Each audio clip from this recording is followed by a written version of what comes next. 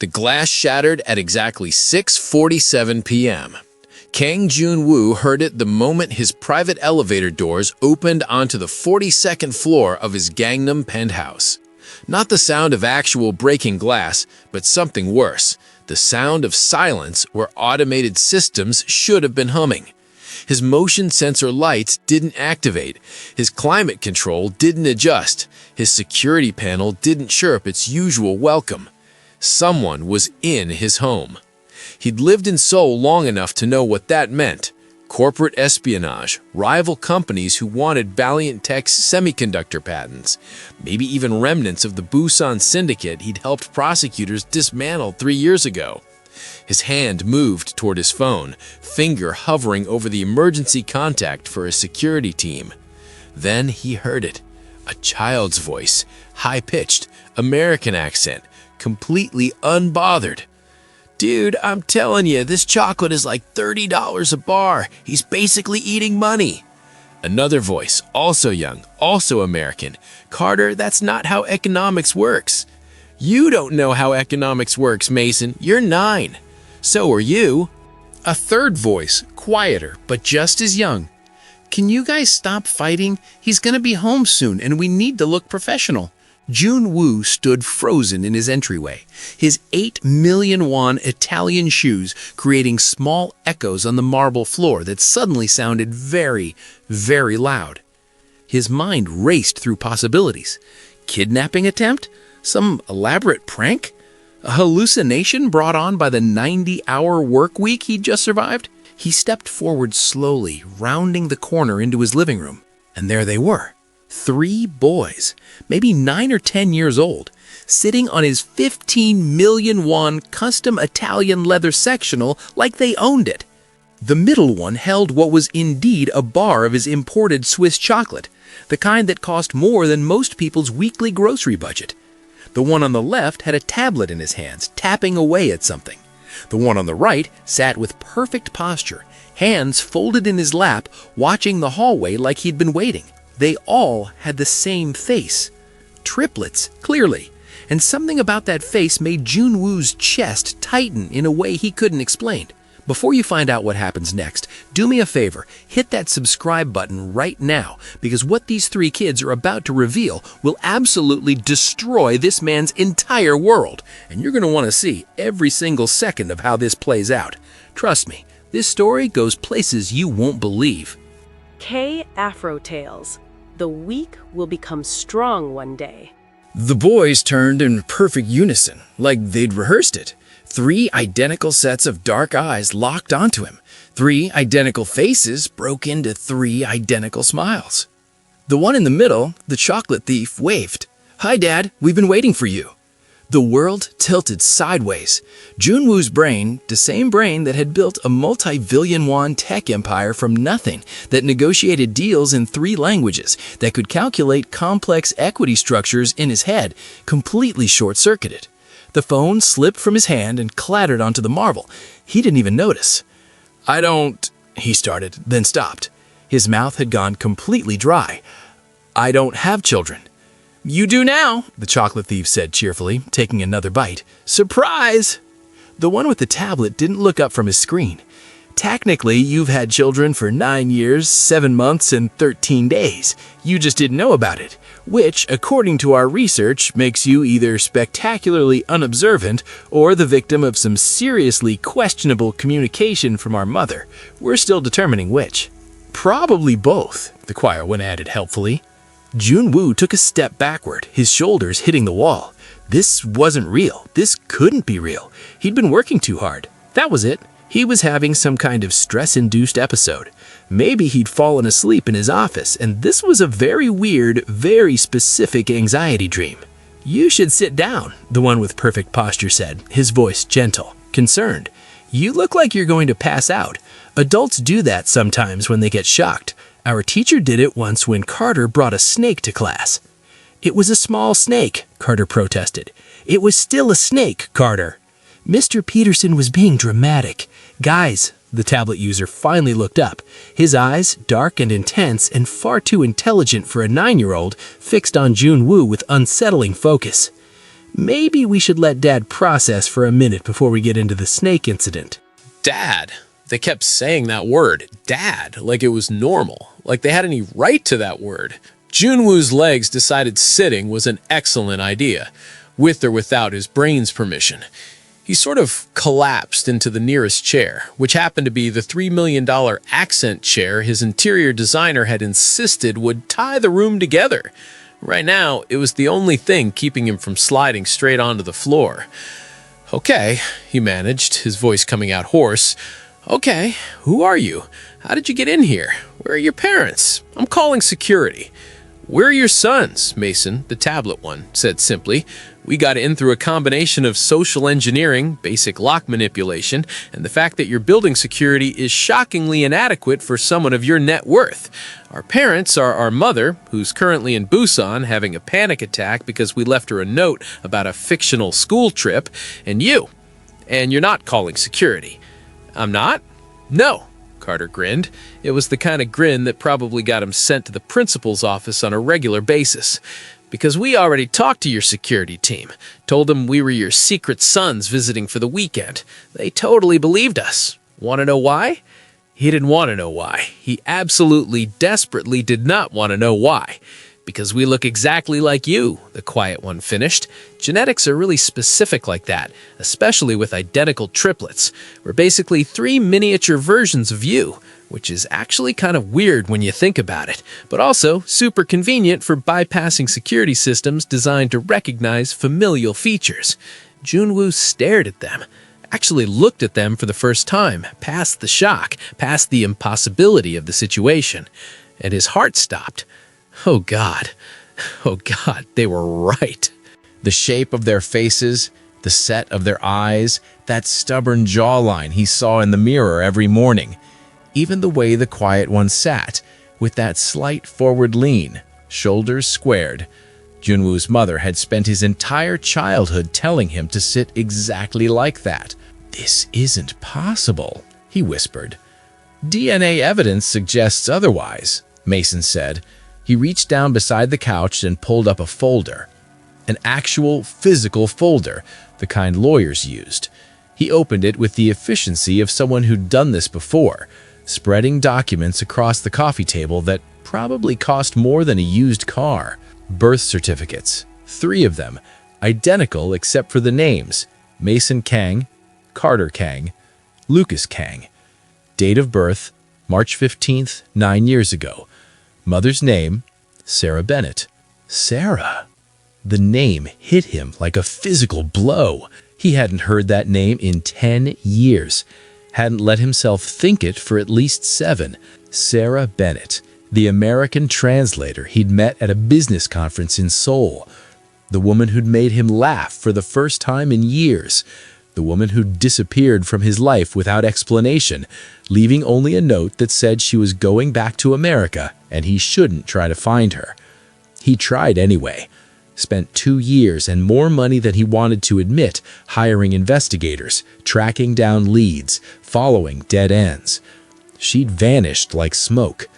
Eventually, he'd had to accept that she didn't want to be found, that whatever they'd had for those 6 perfect months hadn't meant to her what it meant to him. "Mom's name is Sarah Bennett," Lucas, the quiet one, said softly. "You knew her 10 years ago. You loved her." It wasn't a question. Joon-woo couldn't breathe. The air in his multi-million-won penthouse, filtered and purified and temperature-controlled, suddenly felt like it was made of concrete. He had to stop. Start again. "Your mother is Sarah?" "Was that not clear from the birth certificates?" Carter asked. "Because I feel like we were pretty explicit about that part." "Carter," Mason said warningly. "What? I'm just saying the documentation is very thorough. Which brings us to Exhibit B." He pulled out another document. This one looked official, medical, stamped with logos Joon-woo recognized from Seoul's most expensive private laboratory. DNA paternity test, non-invasive prenatal testing, actually, because Mom had some samples from when she was pregnant. We found them in her safety deposit box. She doesn't know we took them, by the way, or that we took your toothbrush from your mother's house last month, which, I'll admit, sounds super creepy when I say it out loud, but it was for science. "You broke into my mother's house?" The words came out automatically, which was ridiculous because breaking and entering was somehow the least insane part of this conversation. "We didn't break," Lucas corrected. "Your mother invited us in. We told her we were collecting donations for our school fundraiser. She gave us cookies and let us use the bathroom.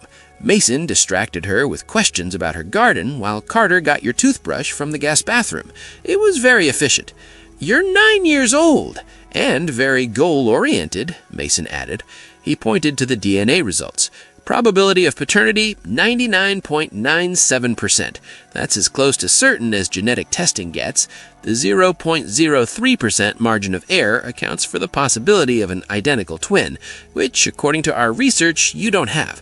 So, yeah, we're your sons. Surprise?" John Woo looked at the papers spread across his coffee table.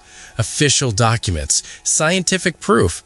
3 9-year-old boys who apparently had his face, his mannerisms, and a terrifying level of organizational competence.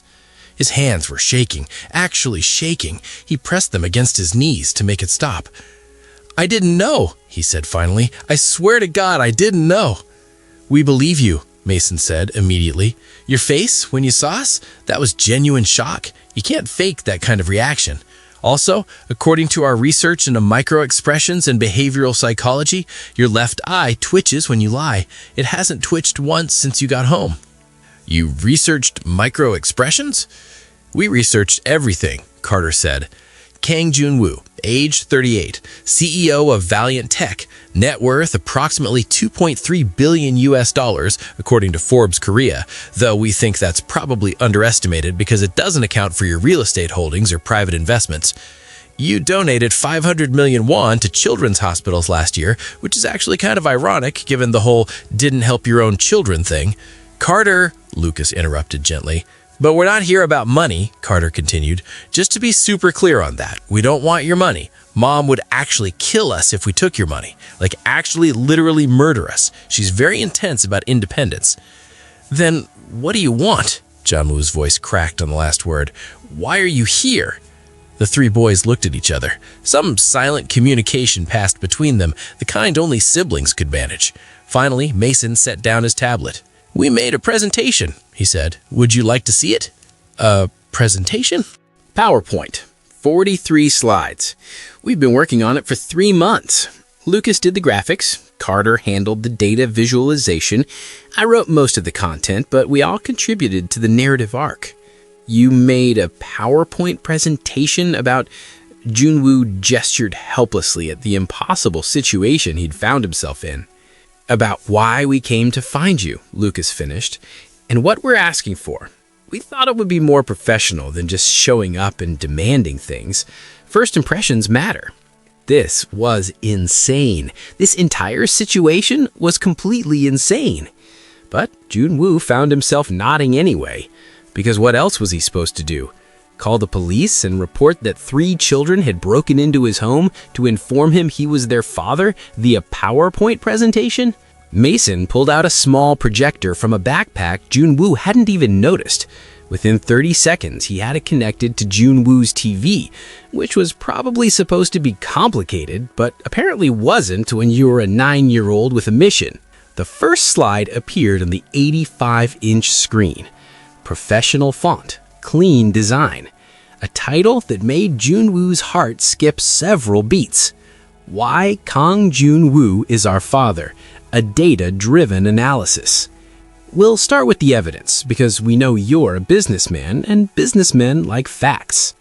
The next 20 minutes were the most surreal of Joon-woo's life, and he'd once negotiated a merger while actively being threatened by industrial saboteurs, so that was saying something. The boys presented their case with the efficiency of seasoned lawyers. DNA results, hospital records from Sarah's pregnancy, photographs of their mother and Joon-woo together from 10 years ago, pictures he didn't even remember being taken, moments he'd forgotten existed. A timeline of their conception that was both scientifically accurate and deeply uncomfortable to hear described by 9-year-olds. "Moving on to section 2, Mason announced. Why we came to find you." The slide changed. 3 bullet points.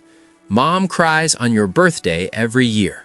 We wanted to know if you're a bad person or just a coward. School has Father's Day events, and we're tired of sitting alone." The room went very, very quiet. Lucas, who'd been mostly silent during the presentation, spoke up. His voice was soft, almost fragile. Mom tried to hide it, the crying. She'd go into her room and close the door and turn on music. But we knew. We always knew. "She'd look at this one photo she kept hidden in her jewelry box," Carter added. His earlier cheerfulness had dimmed. "You and her at some restaurant. You're both laughing. We found it when we were 7. That's when we realized our dad wasn't dead like we thought. He was just somewhere else. We spent 2 years trying to understand why you weren't there, why Mom wouldn't talk about you, why she worked 3 jobs and was always tired and never complained, but we could see she was struggling. We thought maybe you were a bad person, maybe you'd hurt her, maybe you knew about us and didn't care. But then we found the letters," Lucas whispered. Joon-woo's head snapped up. "What letters?" "The ones you sent her, years ago, looking for her." Lucas pulled out a stack of envelopes from the folder. Joon-woo recognized his own handwriting on them, desperate, pleading, letters sent to every address he could find, all of them returned unopened. She kept them all, never opened them, but she kept them. Mom said once, when she thought we were asleep, that leaving you was the hardest thing she'd ever done, Carter said quietly. She told our grandmother that she did it to protect us, that your world was too dangerous for kids, that she couldn't raise us in Korea as a foreign single mom, that she was scared. We didn't understand it then, Mason added, but we're older now. We've done the research. We understand that sometimes people make really hard choices because they think it's the right thing to do, even when it hurts. The presentation clicked to a new slide. This one was simpler, just 3 lines of text. What we're asking for. Meet us, actually meet us, not just look at us like we're ghosts. Listen to our story, the whole thing, 1 hour minimum. Meet our mother tomorrow in person and actually talk to her. That's it? Joon-woo managed. You don't want money, college funds, child support for 9 years of... We want to know if our mom was right, Lucas interrupted. She said you were a good person who would have come if you'd known. She said you would have been a good dad if you'd had the chance. We want to know if that's true, or if you're just a rich guy who doesn't actually care about anything except his company. The words landed like punches. Joon-woo felt each one, physical and sharp and completely deserved. How did you even find me? He asked. Your mother disappeared, completely. I looked for years. Reverse image search, Mason said simply. We took that photo of you from Mom's jewelry box, uploaded it to Google, and your company profile came up. Valiant Tech CEO Kang Joon-woo. After that, it was pretty easy. Your company is public. Your address is technically confidential, but we found it in a property tax database that wasn't properly encrypted. No offense, but your cybersecurity is kind of terrible for a tech company. We spent 6 months planning this, Carter added. Saved our allowance for train tickets from Busan, studied Seoul subway maps, practiced our story for security guards. Today was our window. Mom had a weekend work conference, so she thought we were staying with our grandmother. We left her a note saying we were going on a school trip, bought train tickets with cash, made it to Seoul by 2 p.m., got into your building by 2:37. We've been here for 4 hours. Joon-woo checked his watch. It was 7:15.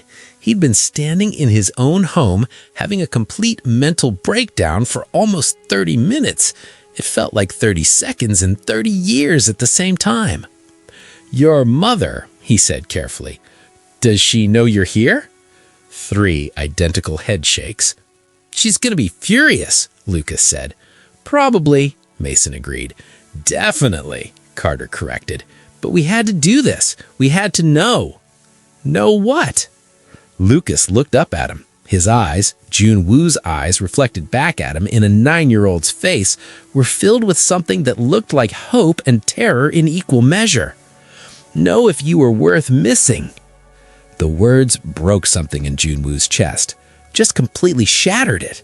He'd built walls around his heart for 10 years, told himself Sarah had made her choice, that some things couldn't be fixed, that he needed to move on. And now 3 children, his children, God help him, his sons, were sitting in his living room asking if he was worth the hole their absence had left in their lives. He opened his mouth to answer, didn't know what he was going to say, didn't get the chance to figure it out. His phone rang. The sound, jarring in the heavy silence, made all 4 of them jump. Joon-woo looked at the screen. Unknown number, international code. "You should answer that," Mason said quietly. "It's probably our mom. We kind of took her phone before we left, but she has her work phone, and she's probably noticed we're missing by now." "You stole your mother's phone?" "Borrowed," Carter corrected, "with intent to return. Totally different legally." Joon-woo answered the call, put it on speaker because his hands were shaking too badly to hold it steady. "Joon-woo?" The voice hit him like electricity. Sarah. It was Sarah, 10 years older, rougher with panic, but unmistakably her. "Sarah," he breathed. "Oh, God. Oh, thank God you still have the same number. Joon-woo, my boys are missing. They left me a note about a school trip, but there's no school trip. I called the school, they're not there, and I think..." Her voice broke. "I think they might have gone to Seoul. I think they might have gone to find you. Have you seen them? Please, if they showed up, please just tell me they're okay." "Mom!" Mason grabbed the phone. "We're fine. We made it. Everything's good." "Mason Kang!" Sarah's voice went from panicked to furious in half a second. "Where are you? What did you... Put me on speaker, right now." Mason obeyed. Carter and Lucas crowded closer. "Hi, Mom," They said in unison. There was a long moment of silence. Then, "I am going to kill you. All 3 of you. Do you understand? Actual murder. They will find your body scattered across Seoul." "We're at Dad's house," Carter interrupted cheerfully. "His penthouse is really cool, by the way. Like, really cool. He has a TV bigger than our entire living room." "Carter, I swear to..." Deep breath. The sound of someone trying very, very hard not to scream. "Let me talk to Joon-woo." The boys handed back the phone. Joon-woo took it with hands that had started shaking again. "Sarah," he started, "are they safe?" "Yes." "Are they hurt?" "No." "Did they..." Another breath. "Did they tell you that I'm their father?" "Yes. They had DNA tests and a PowerPoint presentation." A sound that might have been a laugh or a sob. "Of course they did. Of course. Listen to me very carefully, Joon-woo. I'm getting on a train right now. I'll be in Seoul in 3 hours. Keep them there. Keep them safe. We'll talk when I get there. And Joon-woo, yeah? I'm so sorry for all of it. I should have told you years ago. I should have..." Her voice cracked completely. "Just keep them safe, please. That's all I'm asking."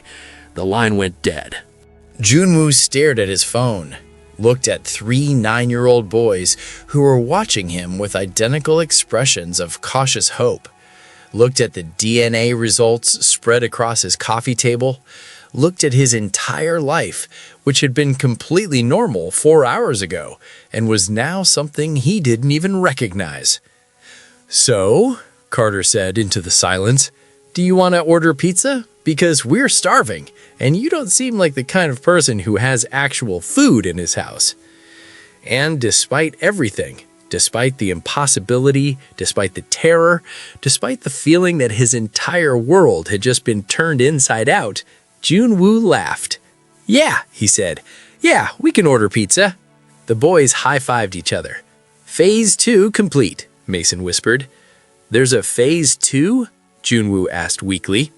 3 identical grins. "Oh," Lucas said, "there's a whole plan." The pizza arrived 45 minutes later. Joon-woo had never ordered pizza to his penthouse before. He had a private chef who prepared his meals. He ate at restaurants that required reservations 3 months in advance. He did not order pizza. But apparently, when you suddenly acquired 3 9-year-old sons, you ordered pizza. The delivery guy did a double take when Joon-woo answered the door with 3 children visible behind him. Family night? Something like that, Joon-woo managed.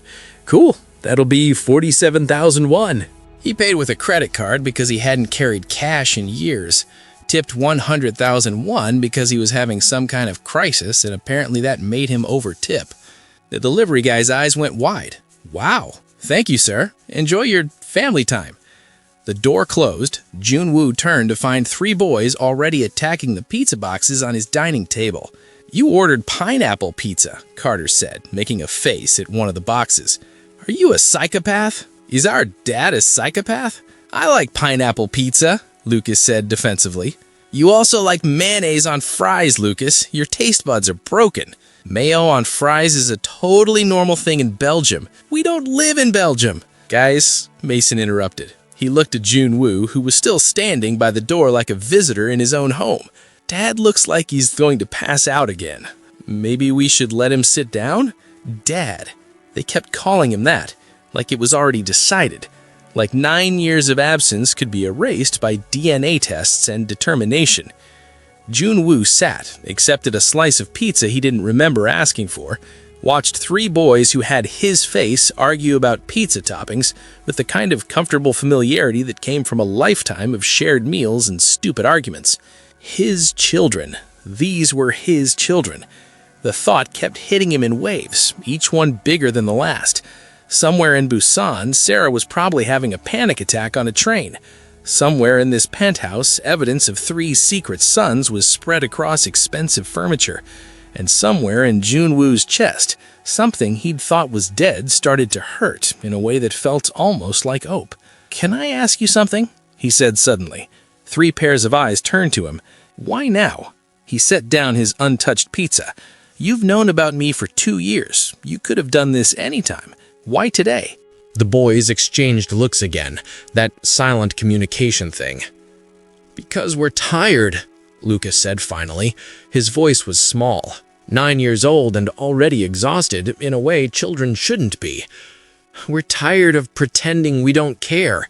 Every kid at school talks about their dad, what he does, where he works, what they did together last weekend.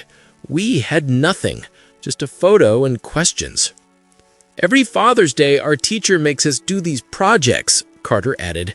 His earlier cheerfulness had evaporated. "Make a card, draw a picture, write about what makes your dad special. We had to sit there while everyone else made cards for dads who existed, and we just drew pictures of nothing, pretended it didn't matter." "Mom tried to make it better," Mason said. "She'd take us to baseball games on Father's Day, buy us ice cream, pretend it was just another Sunday. But we knew, she knew we knew, and it was this thing we all just didn't talk about. We decided last year that we were done not talking about it, done pretending, done being the kids without a dad. So we made a plan, saved money, did research, and today, when Mom had her conference and we had our window, we took it. We needed to know," Carter said simply, "needed to know if you were worth missing, if Mom was right about you being a good person who just didn't know, or if you were just some rich guy who wouldn't have cared anyway." Joon-woo felt like he was drowning. "And what's the verdict?" "Still deciding," Mason said honestly. "You haven't thrown us out, which is good. You haven't called the police, also good. You ordered pizza with pineapple, which is questionable but forgivable. You looked like someone punched you when we told you about Mom crying, which suggests you actually cared about her." "I did," Joon-woo said before he could stop himself. "I do. I spent 2 years looking for her, hired investigators, followed every lead. She vanished like she never existed. She went to America," Lucas said, "back to her parents' house in California, had us there, raised us there until we were 5, then moved to Busan because she wanted us to know Korea, know our heritage, even if we didn't know our dad. Why didn't she tell me?" The question burst out of him. "Why not send a letter, an email?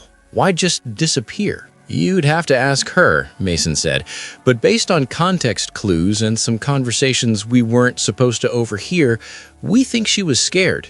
Your mother, our grandmother, I guess, made it very clear that Sarah wasn't welcome in your world, that she was just some American girl trying to trap you, that you'd choose family legacy over her. She was pregnant with triplets at 25 in a country where she barely spoke the language.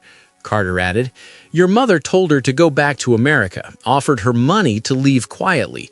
Mom said no to the money, but yes to leaving, thought she was protecting us from a world where we wouldn't be wanted. Every word was another knife.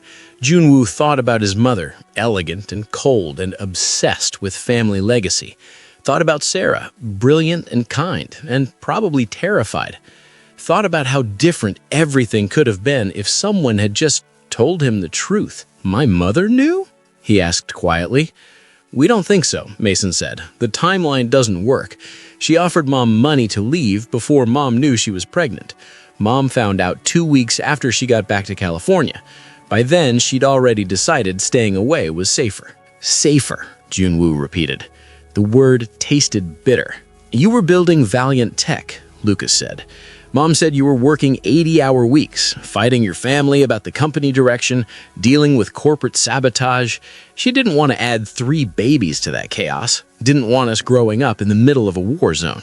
So she ran, took you with her, decided for both of us that I didn't deserve to know my own children existed. The anger surprised him.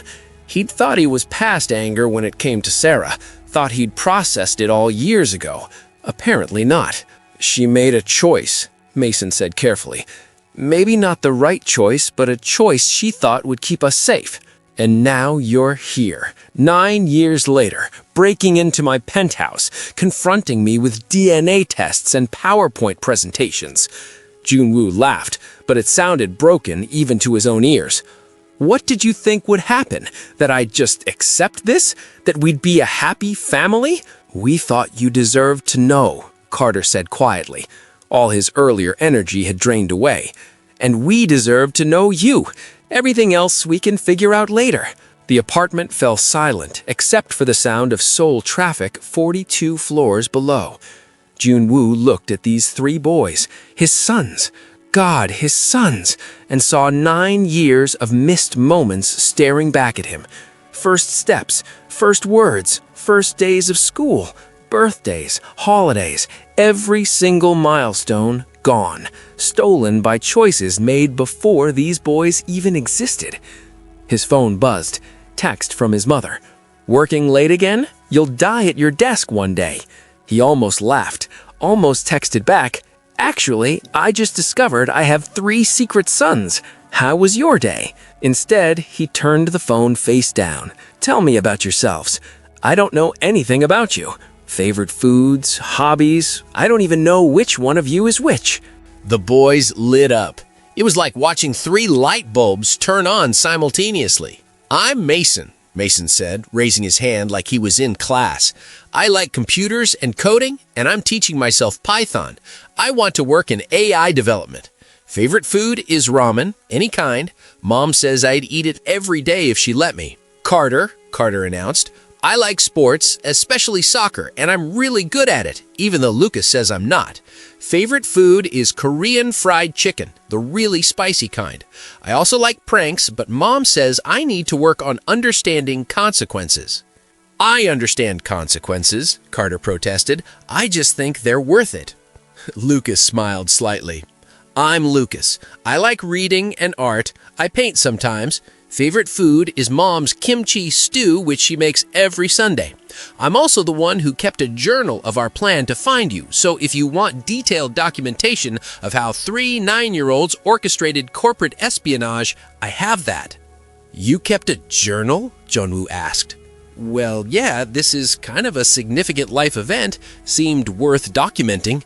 He's going to write a book about it someday. It's going to be titled, How We Kidnapped Our Dad, and it'll be a bestseller. We didn't kidnap him, Mason pointed out. We're his children. You can't kidnap your own parent. Tell that to the police when they show up. The police aren't going to... Mason stopped, looked at Joon-woo. The police aren't going to show up, right? No, Joon-woo said. He surprised himself with the certainty. No, the police are not going to show up. Good. Lucas said, because that would make Phase 3 really complicated. What's Phase 3? Getting you and Mom to actually talk to each other. Like really talk. Not angry talk, not sad talk, actual communication. You think your mom wants to talk to me? Mom hasn't dated anyone in 10 years, not once. Our grandmother keeps trying to set her up with nice guys from church, and Mom always says no. We asked her why once, and she said she already met the person she was supposed to be with, and it didn't work out. Then she got really sad and made us chocolate chip cookies, which is her emotional coping mechanism. Joon-woo's chest tightened. She said that? She also still has all your letters, Lucas added softly. The ones you sent trying to find her. They're in a box in her closet. She doesn't know we found them, but we did. And we read them. And Dad? His eyes met Joon-woo's. You really loved her. Past tense. The boys said it in past tense, like that love was something finished, complete, over. Except Joon-woo had spent 10 years telling himself it was over and never quite believed it. Had dated other women and compared them all to Sarah, had built an empire and felt empty because there was no one he wanted to share it with who wasn't the woman who'd vanished from his life. I did, he said. I did love her. Do you still? The question came from Carter, who was watching him with unsettling intensity for a 9-year-old. I don't know, Joon-woo said honestly. I don't know if you can still love someone after 10 years of nothing. Mom's train gets here in 2 hours, Mason said, checking his phone. When did he get that back? I guess we'll find out. 2 hours. Joon-woo had 2 hours before Sarah walked back into his life. 2 hours to figure out what the hell he was supposed to say to the woman who'd left him, who'd hidden his children, who'd apparently spent a decade crying on his birthday while he built buildings and bought companies and tried to forget her. What am I supposed to do? He asked, not really asking the boys, just asking the universe in general. Well, Mason said practically, first you should probably call your mother. Tell her about us before Mom gets here and it becomes a whole thing. My mother is going to lose her mind. Probably, agreed Carter cheerfully, but she gave us really good cookies when we visited, so she can't be that bad. Joon-woo pulled out his phone, stared at his mother's contact information, tried to figure out how to start the conversation. Hi, Mom. Remember Sarah, the American girl you paid to leave? Turns out she was pregnant with triplets, and I just found out I've been a father for 9 years. He called her. She answered on the first ring. Joon-woo? Finally! I was beginning to think you died at your desk. Mom, I need to tell you something. Something in his voice must have alarmed her because her tone shifted immediately. What's wrong? Are you hurt? No, I'm fine. I'm home, and I'm not alone. Silence. Then, are you finally dating someone? Because it's about time. You're not getting any younger. I have sons, he interrupted. 3 of them. They're 9 years old. They're sitting in my living room right now. Their mother is Sarah Bennett. More silence. Longer this time. So long that Joon-woo checked to make sure the call hadn't dropped. Mom? I'm coming over, she said finally. Her voice had gone very, very quiet. I'm leaving right now. Don't move. Don't do anything. I'll be there in 20 minutes. Mom, you don't have to. 20 minutes. She hung up. Joon-woo looked at the boys. My mother is coming over. We know, we heard, your speakerphone volume is really high. She's going to want to meet you. Good. We have questions about the whole paying our mom to leave thing. She didn't know Sarah was pregnant. Still a pretty messed up thing to do, paying someone to leave because they're not rich enough for your family. He was right. Of course he was right. Joon-woo's mother had been trying to protect the family legacy, but she'd also been cruel. Had seen Sarah as a threat instead of a person.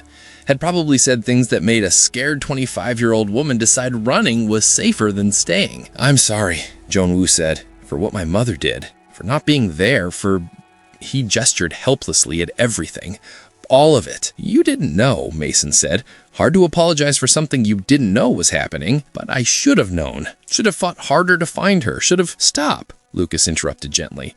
You're spiraling. We can see you spiraling. Our therapist taught us about spiraling. You have a therapist? Mom got us one last year when we started asking too many questions about you. Dr. Morrison. She's really nice. Specializes in kids with complicated family situations, which apparently we have. 20 minutes until Joon-woo's mother arrived, 2 hours until Sarah arrived, and somewhere in that window, Joon-woo was going to have to figure out how to be a father to 3 children who'd grown up without him, while also confronting the woman he'd never stopped loving and the mother who'd probably caused this whole mess in the first place. If you're still watching this, and I really hope you are because this is about to get so much more intense, make sure you've hit that like button, because what happens when Joon-woo's mother walks through that door, when she comes face to face with the grandchildren she never knew existed, is going to change everything, and you're not going to want to miss a single second of it. His mother arrived in 18 minutes, which meant she'd either broken several traffic laws or teleported. Given the expression on her face when Joon-woo opened the door, either seemed possible. Kang Min-ji was 63 years old, 5 feet 2 inches tall, and had the presence of someone much larger and much more dangerous. She'd built her late husband's failing electronics company into an empire through sheer force of will. She'd raised Joon-woo to be a CEO before he could drive. She did not surprise easily. She looked surprised now. "Where are they?" she said, instead of hello. Joon-woo stepped aside. His mother walked into the penthouse like she owned it, which technically she kind of did, having paid for half of it as a housewarming gift he hadn't wanted but couldn't refuse. The boys had arranged themselves on the couch, standing now in a line like they were facing a firing squad. 3 9-year-olds trying to look braver than they felt. Min-ji stopped. Actually stopped moving, which Joon-woo had seen maybe 3 times in his entire life. She stared at the boys. They stared back. "Oh my God," she whispered. "You look exactly like him." "Genetics," Mason said. "DNA is very specific." "We know you," Carter added. "You gave us cookies last month. Chocolate chip. They were really good." Min-ji's eyes went wide. "The boys doing the school fundraiser? That was... You said your names were..." "We lied," Lucas said simply. "Sorry about that. But we needed your DNA, well, Joon-woo's DNA, but his toothbrush from your guest bathroom worked, and we couldn't exactly ask permission." "You stole my son's toothbrush?" "Borrowed," Carter corrected. "We put it back." Min-ji looked at Joon-woo. "Is this real?" "DNA casts say so. They have birth certificates, and they..." He gestured at the boys. "Just look at them, Mom. They're mine." She looked, really looked, and Joon-woo saw the moment she accepted it, the moment her entire worldview shifted to accommodate 3 grandchildren she'd had cookies with while they committed corporate espionage. "Sarah Bennett," she said finally. "Their mother is Sarah Bennett." "Yes." "The American translator, She stopped, went pale. Oh God, I told her to leave. I told her she wasn't suitable for this family. She turned to the boys. "I gave your mother money to go away. Did she tell you that?" "We know. We found the bank records, 50 million won wired to her American account. She didn't take it, sent it back a week later. We found the transfer receipt." Min-ji looked like someone had hit her. "She sent it back?" Mom doesn't take money from people who insult her. She's very proud. Also, kind of stubborn. You'd probably get along great if you could get past the whole "you tried to pay her to leave your son" thing. "I didn't know she was pregnant," Min-ji said desperately, looking at Joon-woo. "You have to believe me. If I'd known..." "Would it have mattered?" Joon-woo asked. Genuinely asked because he didn't know. "Would you have accepted her? Accepted them?" His mother opened her mouth, closed it, looked at 3 boys who were watching her with identical expressions of cautious judgment. "I don't know," she admitted. 10 years ago, I was different, harder, more concerned with legacy than..." She gestured helplessly, "than people. But now, looking at them, my grandchildren..." Her voice cracked. "I would have burned the world down to keep them." "We're taking notes," Mason said, pulling out his phone. "For our therapist. She's going to have a field day with this." "You have a therapist?" "Mom got us one, Dr. Morrison.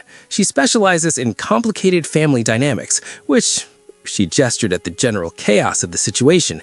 "Yeah." Min-ji walked closer to the boys, slowly, like approaching wild animals. "May I can I hug you?" The boys looked at each other. Another one of those silent conversations. "Okay," Lucas said finally, "but gently. We don't really know you yet." She hugged them, all three at once, which required some creative positioning. Joon-woo watched his mother, who hadn't cried at her own husband's funeral, who'd fired 100 employees without blinking, who'd built an empire on ruthlessness, absolutely fall apart. "I'm so sorry," she sobbed into their hair. "I'm so sorry. I could have." "It's okay," Lucas said, patting her back awkwardly. "You didn't know. Nobody knew except Mom, and us eventually. We're here now," Carter added. "That's what matters, right?"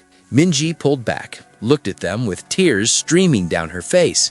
"You're so beautiful, so smart. Sarah raised you well." "She did," Mason agreed. "She worked 3 jobs, put herself through school, learned Korean so she could teach us, never complained, never made us feel like we were a burden.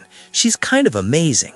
I need to apologize to her. When she gets here, I need to—" "She'll be here in an hour and a half," Joon-woo said, checking his watch. "Her train arrives at 10:15. "Then we have an hour and a half to prepare," Minji said. Her CEO voice was back, crisis mode engaged. "The boys need food, real food, not pizza. They need... Do they have clothes? Where are they sleeping? They can't sleep here. There's no... We're sleeping here," Carter interrupted. "We came all this way. We're not leaving until we talk to Mom with Dad present. That's the whole point of Phase 3, Lucas added. Minji looked at Joon-woo. "Phase 3? Don't ask," he said tiredly. "Just accept that your grandsons have a strategic plan and we're all players in it." "I want to know everything," Minji declared. "Favorite foods, hobbies, school grades, everything." What followed was the most surreal family dinner Joon-woo had ever experienced. His mother ordered food from her favorite Korean restaurant, the kind that didn't deliver but made exceptions for Kang Min-ji. The boys ate bulgogi and asked questions about their father's childhood, while Min-ji showed them photos on her phone of Joon-woo as a child. "You were really serious," Lucas observed, looking at a photo of 7-year-old Joon-woo at a piano recital. "Like, really serious." "I was preparing him to lead the family business," Min-ji said. "No time for play when you're building an empire." "That's kind of sad," Carter said bluntly. "Kids should get to be kids." "You're absolutely right," Minji said. She looked at Joon-woo. "I was too hard on you, made you grow up too fast. I won't make that mistake with them." "You're not making mistakes with us at all," Mason pointed out. "We're not your responsibility. We're Mom's kids, and Dad's apparently, but that's still being determined." "You're my grandchildren," Minji said firmly. "That makes you my responsibility whether you like it or not. And speaking of responsibility," she turned to Joon-woo, "what's your plan for when Sarah arrives?" "I don't have a plan." "You need a plan. You can't just—" "Mom," Joon-woo interrupted, "I found out I had sons 4 hours ago. I haven't processed that yet. I definitely haven't processed seeing Sarah again. There is no plan. There's just survival." "Fair enough," she conceded, "but you need to apologize." "For what? I didn't know." "For our family. For me. For making her feel like she had to run." Minji's voice went soft. "For not being someone she felt she could trust with the truth." The words hit hard. Joon-woo thought about Sarah at 25, pregnant and scared, facing down his mother's money and judgment. Thought about how alone she must have felt, how desperate. "I don't know what to say to her," he admitted. "Start with, 'I'm sorry,'" Lucas suggested. "Then, 'Thank you for raising our children even though I wasn't there.' Then maybe, 'Can we figure out how to co-parent without making this worse?' You've thought about this." "We've had 2 years to think about this," Mason said. "We've planned a lot of conversations that may or may not happen." At 10:07, Joon-woo's phone buzzed. Text from the same unknown number Sarah had called from earlier. "I'm 8 minutes away. Are they still there?" He texted back, "Yes, they're safe. We're all here." 3 dots appeared, disappeared, appeared again. Finally, "All?" "My mother is here too. The boys called her." "Of course they did, because why wouldn't they?" Another pause. I'm scared, Joon-woo. His fingers hovered over the keyboard. 10 years of silence, 10 years of wondering, and now she was 8 minutes away and scared. Me too, he typed, but we'll figure it out. We'd better, for them. For them, he agreed. At 10:15, the elevator chimed. Joon-woo's building required keycard access to reach the residential floors. Somehow, he wasn't surprised when the doors opened and Sarah Bennett stepped out. She looked exactly the same and completely different. Same long dark hair, though she'd cut it shorter. Same eyes that could see through bullshit. Same way of standing like she was ready to fight a run at any moment. But she was older now. Tired, worn down by 9 years of single parenthood in 3 jobs and keeping secrets. She saw the boys first. They'd lined up again like they had when Min-ji arrived. 3 soldiers reporting for duty. "Mom," they said in unison. Sarah made a sound that might have been a laugh or a sob or both, crossed a space between them in seconds, dropped to her knees, grabbed all 3 boys and held on like she was drowning and they were life rafts. "Don't ever do that again," she said into their hair. "Don't ever. I thought I'd lost you. I thought—" "We're okay," Lucas promised. "We're safe. We told you we would be." "You're 9 years old. You can't just run off to Seoul." "Technically, we took a train. Very safe. Public transportation is very reliable in Korea." "Carter!" "Sorry, Mom." She pulled back, looked at each boy individually, checked them for injuries or trauma or signs that the last 6 hours had broken them, found nothing but 3 kids who looked incredibly pleased with themselves. "You're grounded," she said, "for life. Do you understand? Forever." "Worth it," Mason said. Then Sarah stood, turned, and looked at Joon-woo for the first time in 10 years. The world stopped. Joon-woo had prepared himself for this moment, had spent the last hour running through scenarios, planned what he'd say, how he'd react, what his face would do when he saw her. None of it helped, because Sarah was standing in his penthouse looking at him with eyes that held 10 years of regret and love and pain, and his carefully constructed walls just completely shattered. "Hi," he managed. "Hi," she whispered back. They stared at each other, 10 years of silence pressing down like physical weight. "We should talk," she said finally, but first she turned to Min-ji, who'd been standing quietly in the corner. "Mrs. Kang, it's been a long time." Min-ji stepped forward. "Sarah, I owe you an apology." "You owe me several," Sarah said evenly, "but we can start with one." "I was wrong about you, about us, about everything." Min-ji's voice shook.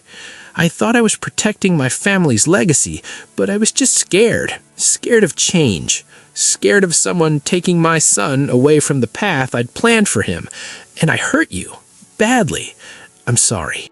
Sarah studied her. "Do you mean that?" "I do.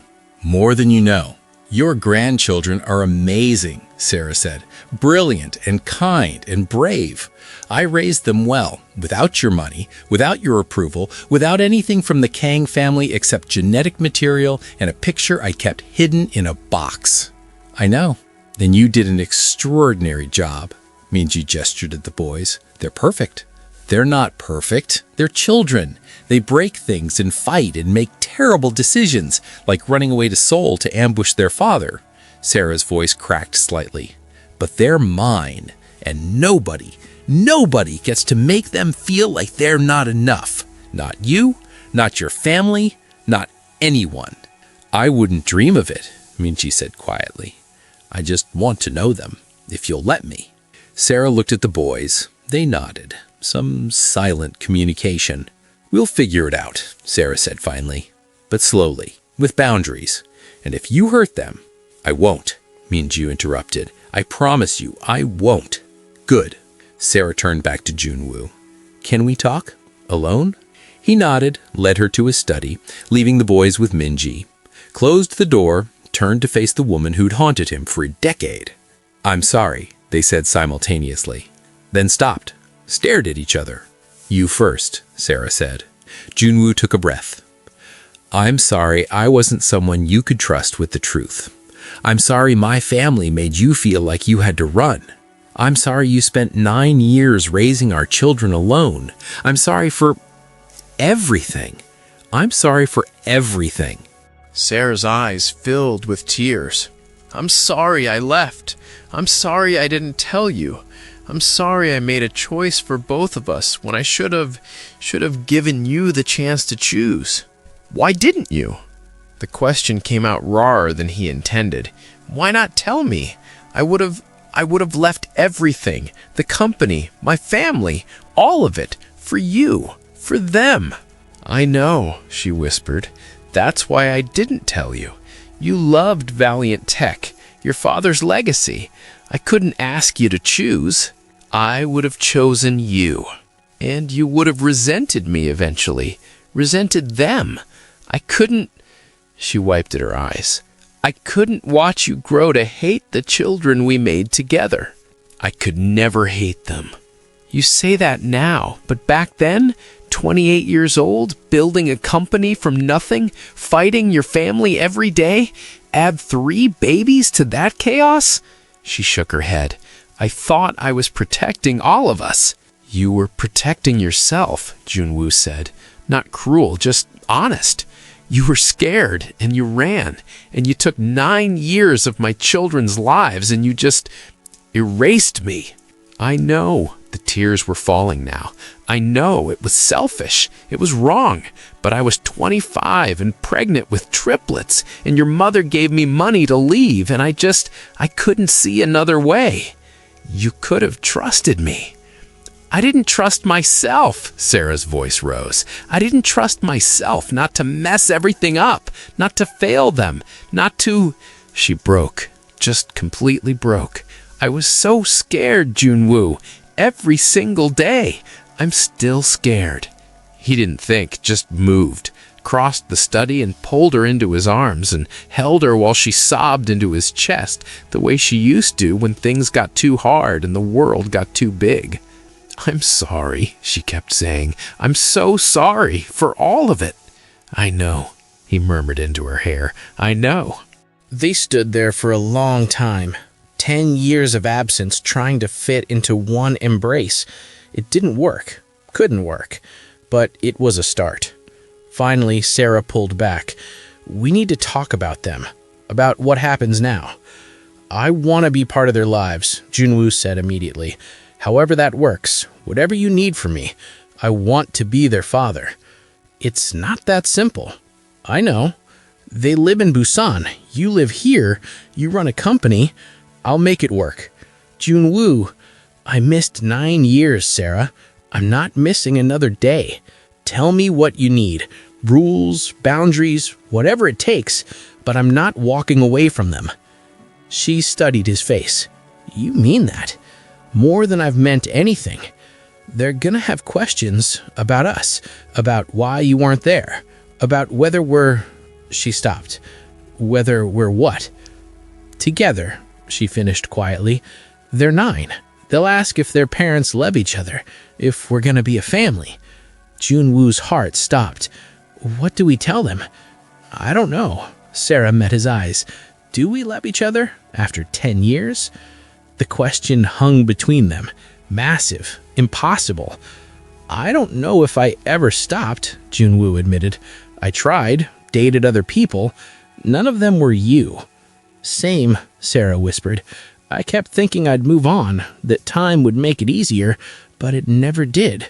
So what does that mean?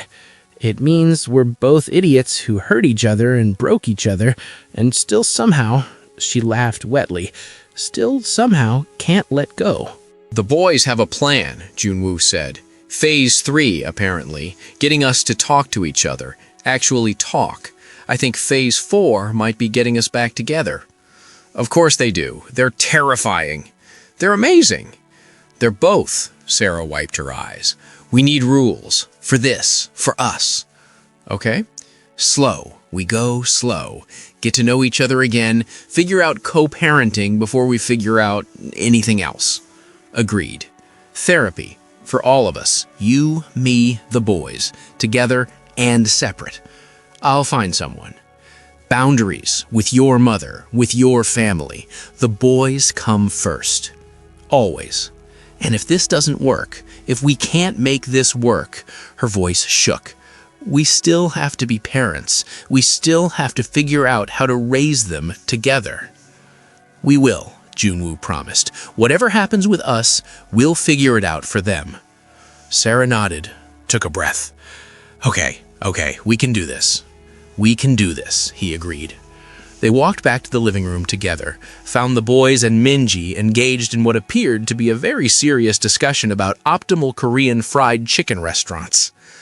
There are exactly 3 acceptable places in Seoul, Carter was saying. If you go anywhere else, you're basically a criminal. What about Kyochon? Minji asked. All 3 boys made faces. Acceptable but overrated, Mason declared. Pelicana is clearly superior. You're all wrong, Lucas said. BHC is the objectively correct choice. Joon-woo cleared his throat. 4 heads turned. Mom! The boys chorused. Did you guys talk? Did you fight? Are you getting back together? We talked, Sarah said firmly, and we're figuring things out, slowly. How slowly? Carter asked suspiciously. Very slowly, Joon-woo said, because your mother and I have a lot to work through. But you're gonna try? Lucas's voice was small, hopeful. Joon-woo looked at Sarah. She looked back, and something passed between them, something that might have been understanding, or might have been hope, or might have been the beginning of forgiveness. Yeah, Sarah said softly, we're going to try. The boys erupted in celebration. Minji started crying again, and Joon-woo stood in his penthouse, which had been empty 6 hours ago and was now full of family he didn't know he had, and felt something shift. Something that had been broken for 10 years started to heal. It was late, after midnight. The boys had finally crashed, sprawled across Joon-woo's guest bedroom in a tangle of limbs. Sarah sat on the edge of the bed, watching them sleep. They look like you when they sleep, she said quietly. Joon-woo stood in the doorway. Same stubborn expression, like they're determined even in their dreams. They have your eyes. They have your everything else. Good thing they got your brains then. She smiled slightly. They're really smart. Too smart sometimes. I can't keep anything from them. How long have they been planning this? 2 years, since they found your picture. I should have told them sooner, should have been honest, but I was scared. Of what? That you wouldn't want them, that you'd reject them, that I'd have to watch them be hurt by someone who should love them unconditionally. She looked up at him. I was protecting them from you. How messed up is that? Not that messed up. You didn't know me anymore, didn't know who I'd become. Who did you become? Joon-woo thought about it, about the man he'd built himself into over 10 years. Successful, lonely, really good at pretending I was fine when I wasn't. Same, Sarah said, except substitute successful with exhausted, and you've got my last decade. 3 jobs? 2 now. I'm a freelance translator full-time. Pays better, more flexible hours. Lets me be there for them. Sarah, don't. She stood up. Don't try to fix it with your bank account. I've done fine without Kang family resources for 9 years. I can keep doing fine. I wasn't going to offer money. I was going to say you're an amazing mother, and I'm so grateful they had you, even if I wish I'd been there too. She softened. You'll get your chance. They'll drive you crazy. They're relentless. Where do they get that from? Definitely you. I'm very reasonable. You planned a trip to Korea with 3 babies because you wanted them to know their heritage while working 3 jobs. You're the opposite of reasonable. Fair point. They stood in comfortable silence, watching 3 boys sleep. Their boys. What happens tomorrow? Joon-woo asked. Tomorrow, I take them back to Busan. They're grounded for approximately forever. And you, she looked at him, you have my number now. You call, you visit. We figure this out step by step. Every other weekend? To start, if that works, if they want it, if we can manage it. I'll make it work. You have a company to run. I have sons, Joon-woo interrupted. The company survived before me. It'll survive my absence on weekends. Sarah smiled, really smiled. Okay then, every other weekend. We'll see how it goes. And us? What about us? Sarah? Slow, she reminded him. We agreed. Slow. I know, but... He moved closer, carefully, like approaching something fragile. Can I ask you something? Depends what it is. Did you ever stop what? Loving me? The question hung between them. Sarah's breath caught. That's not fair, she whispered. I know, but I need to know. She looked at him, really looked. No, I never stopped. I really tried, but no. Good, Joon-woo said, because I never stopped either, and I don't think I can start now. We can't just... I know, slow, I heard you. But Sarah, he reached out, touched her face gently. I'm going to try. I'm going to show up and be there and prove that I'm someone you can trust, that I'm someone they can trust. And if we get another chance... If, she agreed, that's a very big if. I'm good with big. She leaned into his touch, just slightly. One step at a time, one step at a time. They stood there, not quite touching, not quite separate. Two people who'd loved each other and lost each other, and somehow, impossibly, found their way back. One of the boys, Carter probably, mumbled something in his sleep about fried chicken. Sarah laughed softly. They're going to be so much trouble. Good, Joon-woo said. I could use some trouble. 3 months passed like a dream. Joon-woo kept his promise. Every other weekend, he drove to Busan, 3 hours each way, and he made the trip like his life depended on it. Because in a way, it did. The first weekend was awkward. The boys gave him a tour of their small apartment, proudly showing him their room, their books, their school projects. Sarah hovered nervously, unsure how to act around him. They all tried too hard. The second weekend was better. Joon-woo took them to a soccer game. Carter screamed himself hoarse, cheering. Mason calculated player statistics in real time. Lucas painted the experience in watercolors later, capturing the energy in ways that made Joon-woo's chest ache. The third weekend, something shifted. The boys stopped performing, stopped trying to be perfect, started just being kids. They fought over TV channels, complained about homework, asked him to help with math problems he barely remembered how to solve. "You're a CEO and you can't do 4th grade math?" Carter asked incredulously. "I hire people to do math," Joon-woo defended. "That's the saddest thing I've ever heard." By month 2, the boys had claimed a section of his Seoul penthouse.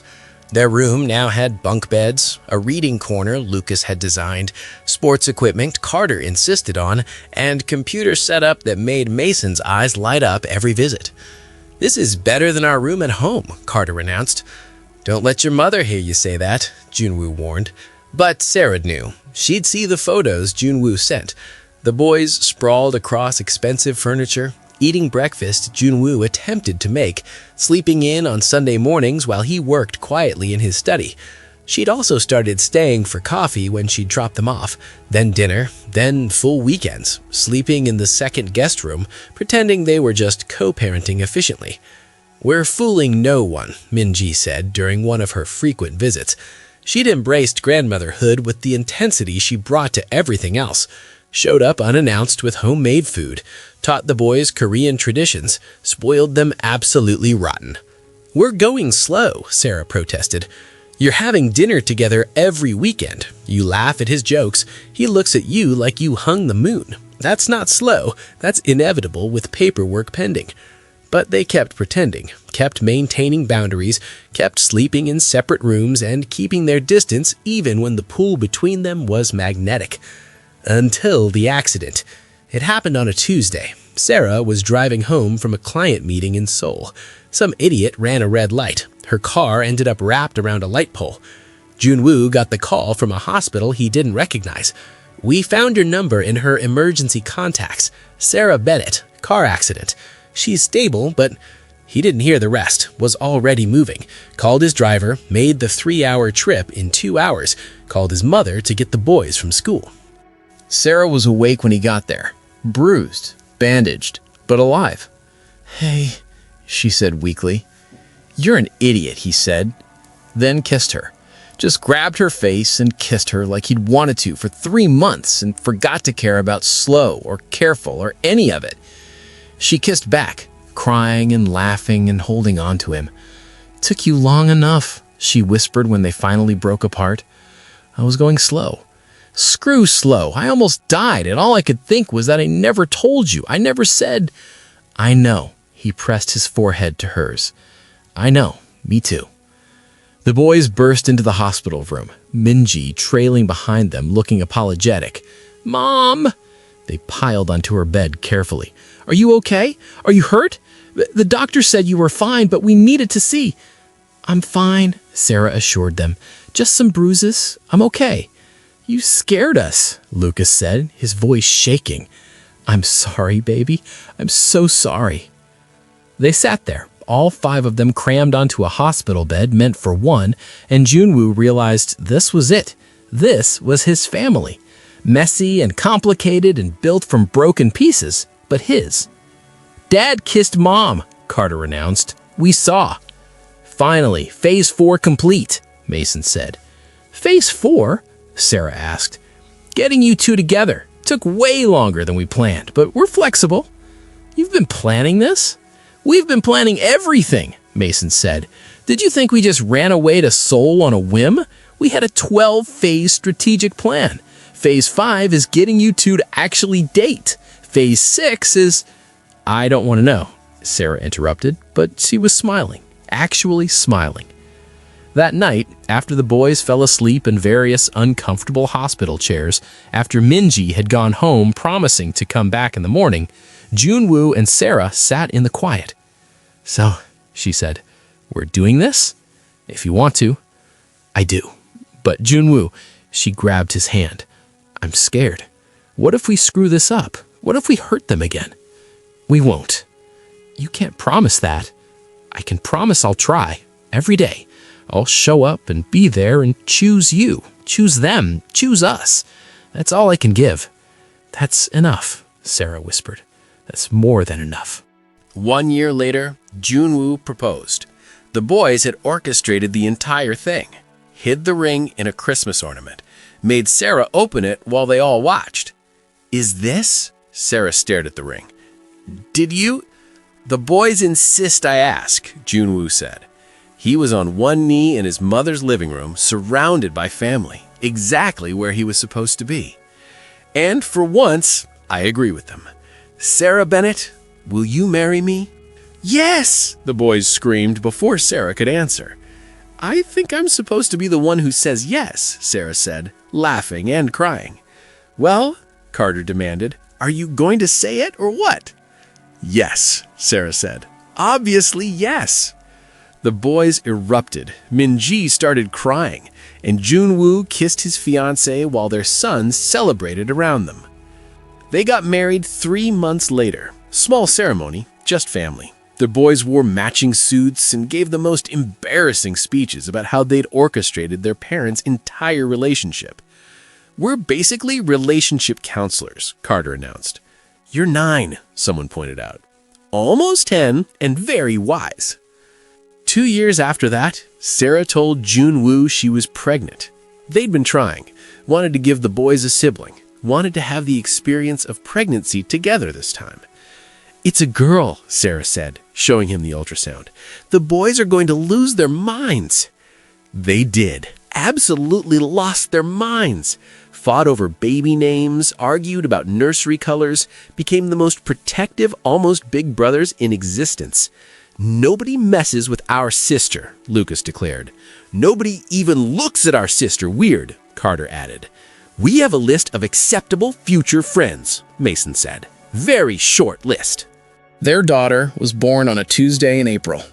They named her Hannah.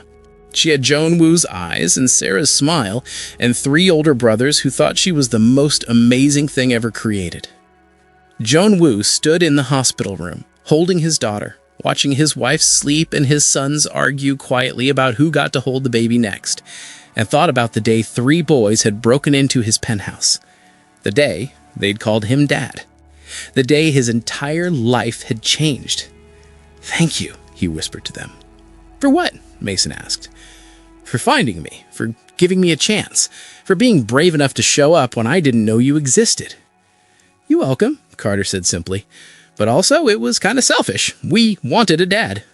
And now you have one. Yeah, Lucas said softly. Now we do. And in that moment, in that hospital room, surrounded by the family he'd never known he was missing, Joon-woo understood something. Some families were built on biology, some on choice. The best ones were built on showing up every day, even when it was hard, especially when it was hard. 3 boys had broken into a billionaire's penthouse and demanded he be their father. Turned out, he'd been waiting his whole life for someone to ask. If you got here, you are the real MVP. Thank you for watching.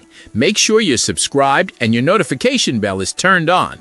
Don't go anywhere, and I will see you in the next story. It will keep you at the edge of your seat. K Afro Tales. The weak will become strong one day.